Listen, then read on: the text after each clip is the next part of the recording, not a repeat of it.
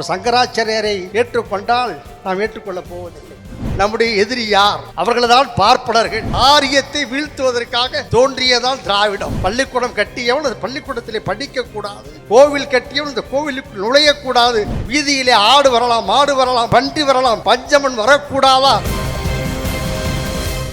வெங்காயம் பதிப்பகத்தின் சார்பில் வெளியிடப்பட்டிருக்கிற 3 நூல்களை வெளியிட்டு சிறப்புரையாற்றி அமர்ந்திருக்கிற போற்றுதலுக்கும் பாராட்டுதலுக்கும் பேரன்பிற்கு உரிய திராவிட இயக்க தமிழர் பேரவையின் தலைவர், திராவிட பள்ளி, திராவிட முழக்கம், கருஞ்சட்டை பதிப்பகம் ஆகியவற்றின் மூலம் திராவிட தொண்டாற்றி கொண்டிருக்கிற எத்துணை இன்னல்கள், இடையூறுகள், வேதனைகள், சோதனைகள், சங்கடங்கள், நெருக்கடிகள் ஏற்பட்டாலும் அத்தனையும் தாங்கி கொண்டு தன்மானம் நிலைப்பதற்காக போராடி கொண்டிருக்கிற சுயமரியாதை சுடரொளி பேராசிரியர் சிவ வீரபாண்டியன் அவர்களே,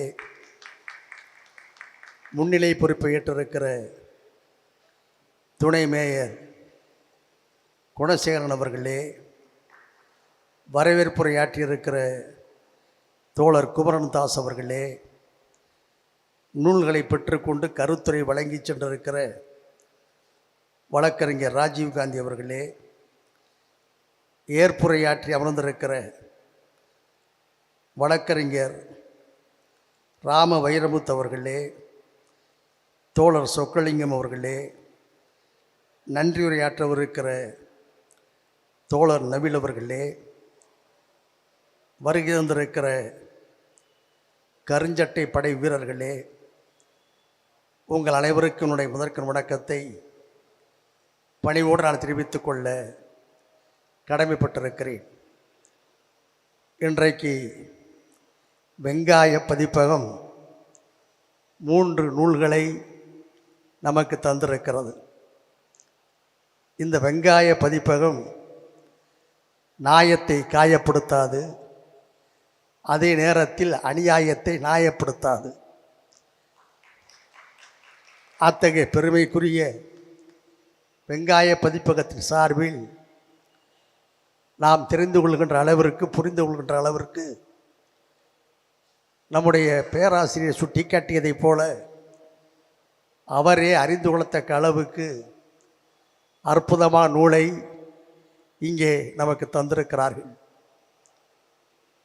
இந்த 3 நூல்களும் படிக்க வேண்டியவை, வாசிக்க வேண்டியவை, படித்து உணர வேண்டியவை, உணர்ந்ததை மற்றவருக்கு சொல்ல வேண்டியவை. அந்த அளவிற்கு ஆழமான கருத்துக்கள் இந்த 3 நூலிலும் அடங்கியிருக்கிறது. என்னை பொறுத்தமட்டில் இந்த 3 நூலும் நேற்று எனக்கு தரப்பட்டது. ஆனால் என்னால் படிக்க முடியவில்லை, படிப்பதற்கு நேரமில்லை. நம்முடைய சோவி அவர்கள் சொன்னார்கள், நான் திமுக மேடையிலும் பேசுகிறேன், தோழமை கட்சி மேடையிலும் பேசுகிறேன், ஆனால் தென்னவனுக்கு ஏற்படுகிற தொல்லையைப் போல எந்த தொல்லையும் எனக்கு ஏற்படவில்லை. அவர் திமுகவிலே முழு நேரமாக இருக்கின்ற காரணத்தால் அவருக்கு தொல்லை வருகிறது என்று சொன்னார். நான் இங்கே தெரிவிக்க விரும்புகிறேன், நான் திமுகவில் இருக்கிற தீக்காக்காரன்.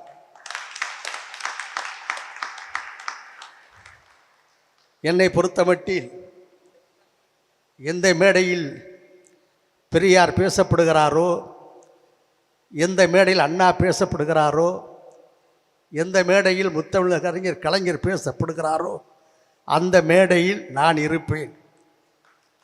அதற்கு ஒரு கருவியாக திமுகவில் நான் இருக்கிறேன். நான் திமுகவில் தீக்காக்காரன் என்று சொன்னேன்.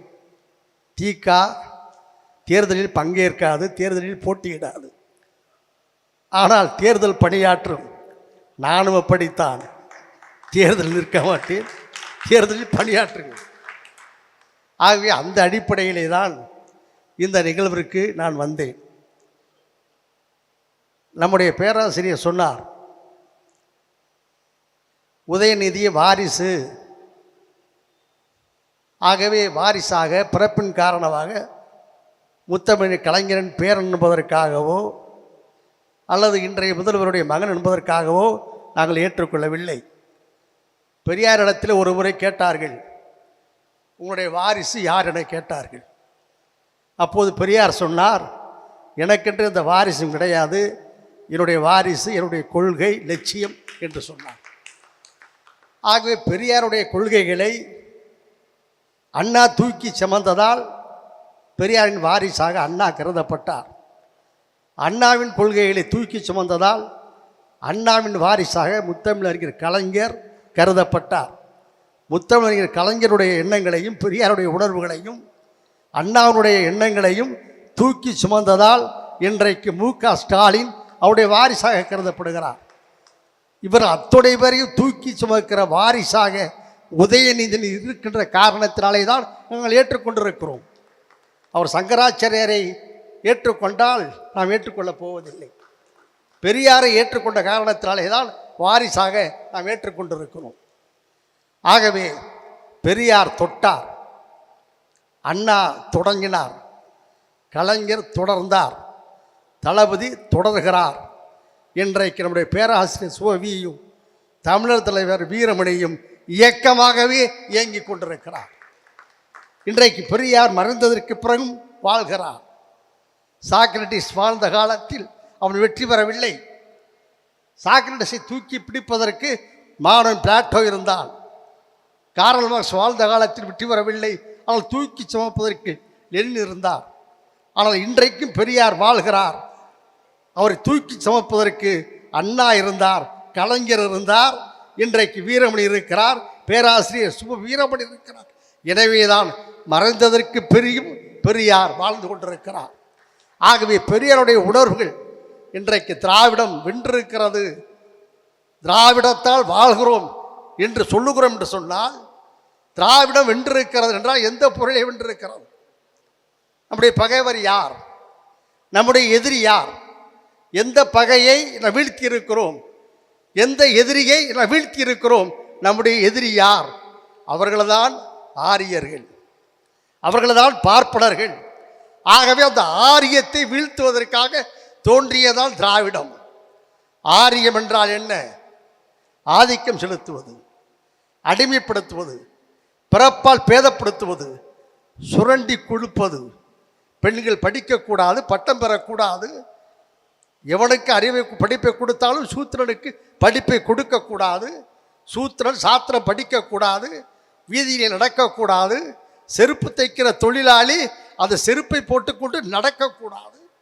பள்ளிக்கூடம் கட்டியவன் அந்த பள்ளிக்கூடத்திலே படிக்கக்கூடாது. கோவில் கட்டியவன் இந்த கோவிலுக்கு நுழையக்கூடாது என்று சொல்லுவது ஆரியம். அந்த ஆரியத்தை வீழ்த்துவதற்கு எந்த ஆதிக்கமாக இருந்தாலும், அது ஜாதி ஆதிக்கமாக இருந்தாலும், மத ஆதிக்கமாக இருந்தாலும், புரோகித ஆதிக்கமாக இருந்தாலும், அந்த ஆதிக்கத்தை தகர்ப்பதற்கான உருவானதால் திராவிடம். மடமை மலைக்கு வேட்டு வைப்பதற்கு, மூடத்தனத்தை முறியடிப்பதற்கு, தாழ்வுணர்ச்சியை போக்குவதற்கு, தன்மான உணர்ச்சியை ஊட்டுவதற்கு, விழிப்புணர்ச்சியை ஏற்படுத்துவதற்கு, சூத்திரம் சாத்திரம் படிக்கக்கூடாது என்பதை தடுத்து சூத்திரம் சாத்திரம் படிக்கலாம் என்று சொல்லுவதற்கு, வீதியிலே ஆடு வரலாம், மாடு வரலாம், பன்றி வரலாம், பஞ்சமன் வரக்கூடாதா என்று கேள்வி கேட்பதுதான் திராவிடம்.